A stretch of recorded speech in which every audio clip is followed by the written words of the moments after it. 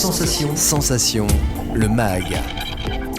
Bonjour à tous, bienvenue sur Sensation en association avec TV78. En août 2021, la maison médicale Suzanne Noël a été inaugurée au Mesnil-Saint-Denis. Mais un an après, la commune déplore une absence de médecins généralistes sur son territoire qui aimerait accueillir 2 médecins.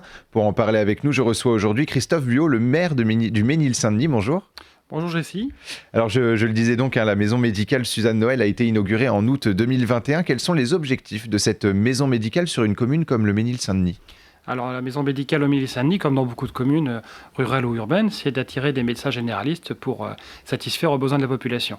Donc moi j'ai quand même 2 médecins qui sont venus sur la commune depuis qu'on l'a inaugurée, donc c'était pas zéro, au contraire, et on avait déjà des praticiens qui étaient sur la commune.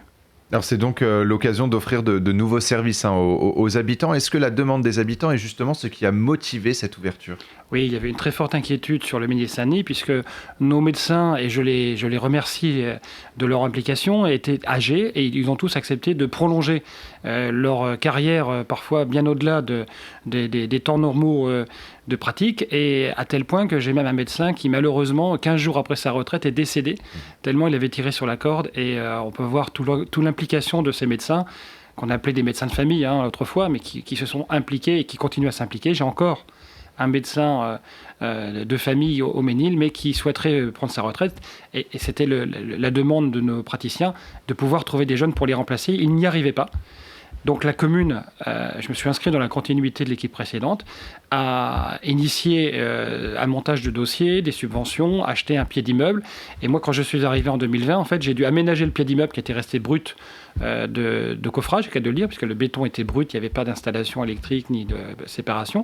On a tout aménagé, on a tout peint, on a tout mis en œuvre, on a installé des meubles, la salle d'attente, et on a réussi à faire venir 2 médecins, mais ça nous a pris 10 et 12 mois de négociation pour les faire venir. Alors à la base, 2 jeunes médecins. À la base, 6 médecins exerçaient au Mesnil-Saint-Denis et à la Verrière. Ils étaient 4 en 2020. Aujourd'hui, vous êtes à 3 médecins. La cause principale des départs, c'est la retraite. Vous êtes à la recherche de 2 médecins généralistes. 2 cabinets sont toujours disponibles au sein de cette maison médicale. Comment expliquez-vous qu'en un an, aucun médecin généraliste ne se soit installé dans votre commune ?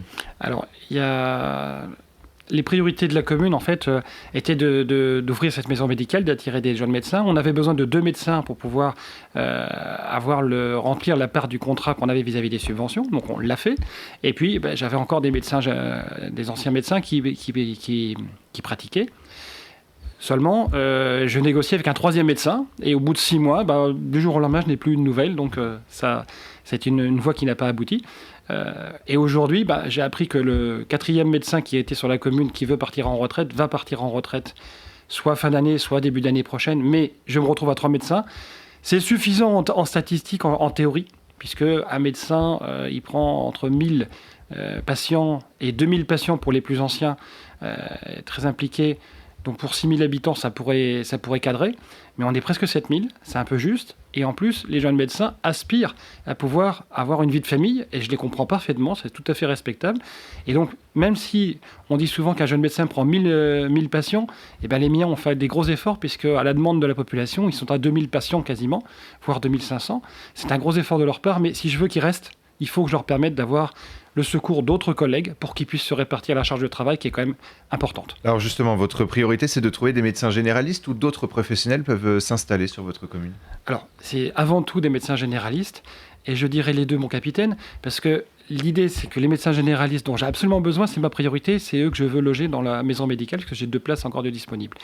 Par contre, j'ai un autre projet que j'appelle la maison médicale V2, qui est de déplacer la maison médicale aujourd'hui au centre-bourg, peut-être la laisser au même endroit ou dans un endroit plus adapté, pour avoir 15 à 20 médecins, praticiens y compris, puisque l'idée, c'est de créer une dynamique avec les médecins généralistes pour attirer un plus grand nombre de spécialistes et de paramédicaux.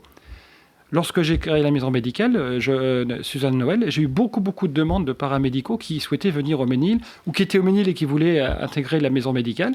Donc en fait, j'ai une vraie demande. J'ai aussi des ophtalmologistes, des dentistes, différentes professions comme ça qui étaient très intéressées, donc j'ai fait un listing entre guillemets des gens intéressés.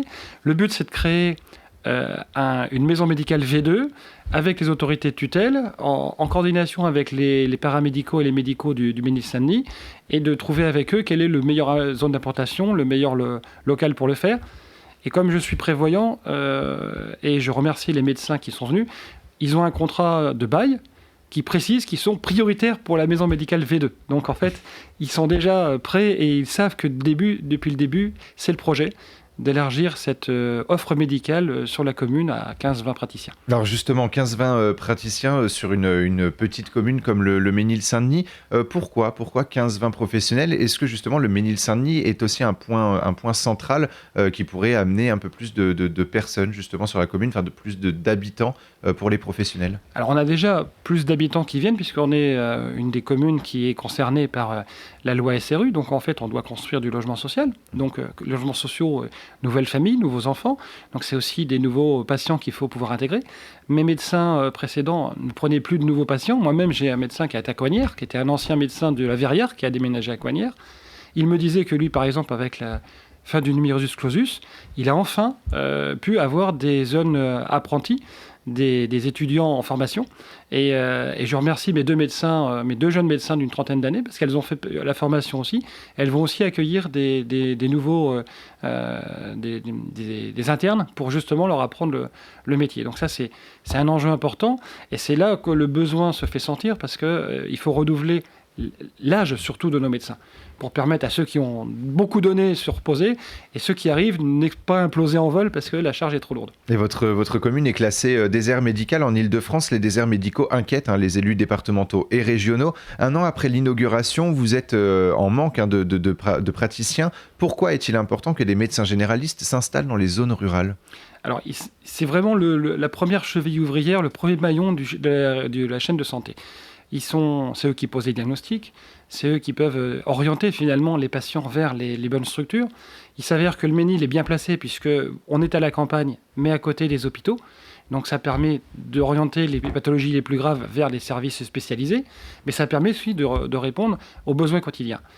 Dans les nouvelles lois programmatiques qui ont été faites, il est possible aussi de partager les gestes médicaux. Ça s'est fait pendant le Covid. Les pharmaciens ont vacciné, les infirmières peuvent vacciner. Et en fait, la loi maintenant permet d'élargir cette possibilité avec notamment les infirmières de pratique avancée qui peuvent prendre en charge des pathologies chroniques puisque le diagnostic est posé. Et donc, en fait, en accord avec un médecin généraliste, elles peuvent le seconder sur cette partie-là. Donc, c'est une manière de fédérer un réseau qui est assez dense. Au Ménil, j'ai 29 paramédicaux, donc c'est très intéressant. Dentistes, chirurgiens dentistes, pharmaciens. Donc, j'ai beaucoup de professions qui existent là. Et entre guillemets, ils ne pourront pas fonctionner s'il n'y a pas de médecin généraliste sur la commune. C'est vraiment ce qui attire en premier, c'est le premier besoin qu'il faut remplir. Et vous estimez que justement le gouvernement, la région et le département en ont fait une priorité justement de ces déserts médicaux ? Oui, alors tout à fait. La maison médicale Suzanne Noël a été ouverte grâce à des aides du département, de l'ARS, de la CAF, et du département. Alors, le département, un petit peu moins. Mais par contre, le département nous accompagne aussi dans les organisations qu'on peut envisager dans les futurs projets. Donc, en fait, chacun a essayé de participer à son niveau au relais des directives gouvernementales et essayer de structurer cette offre au niveau des mairies. Nous, la mairie, on s'occupe du local. Ce ne devrait pas être logiquement la mairie qui le fait, mais faute d'avoir effectivement la possibilité que les médecins puissent assumer aussi le loyer que ça représente. On est en Île-de-France, c'est assez cher. Moi, j'ai un loyer, selon l'ARS, très compétitif, puisque je suis à 10,70 € du mètre carré, ce qui est effectivement très faible, mais c'est pour que les médecins viennent. Donc, on essaie de faire les efforts maximum, mais c'est vrai que, naturellement, c'est quelque chose qui, d'habitude, est pris en charge par les médecins libéraux. Donc là, on est dans un produit mixte, puisque on met à disposition des locaux, mais les médecins restent des médecins libéraux. Et alors, pour finir, en quelques secondes, quels seraient les avantages pour un médecin généraliste de s'installer au Ménil-Saint-Denis ? Tout simplement parce que vous êtes à la campagne, dans le parc naturel régional de Chevreuse. Alors, je vais faire mon Stéphane Plaza du Ménil. C'est-à-dire qu'en fait, au Ménil, on a déjà 4 stades, on a 2 gymnases, une piscine, 2 collèges, un privé, un public, 2 groupes scolaires, environ 70 places de crèche, plus les assistances maternelles qui sont également là, avec un RAM et un LEP. Donc en fait, on a vraiment un tissu très agréable pour une jeune famille qui veut s'installer. D'ailleurs, je terminerai peut-être là-dessus, c'est que j'ai le plaisir d'avoir marié une des jeunes médecins qui est arrivée en juin 2021, juste avant qu'elle s'installe.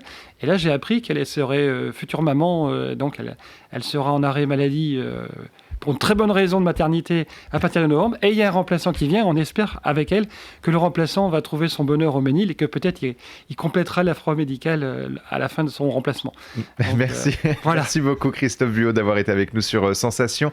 Donc je rappelle que vous êtes le maire du Ménil-Saint-Denis. Pour plus d'informations, on peut se rendre sur le site leménilsaintdenis.fr. Et pour revoir ou réécouter cette émission, rendez-vous sur notre site et notre application Radio Sensation.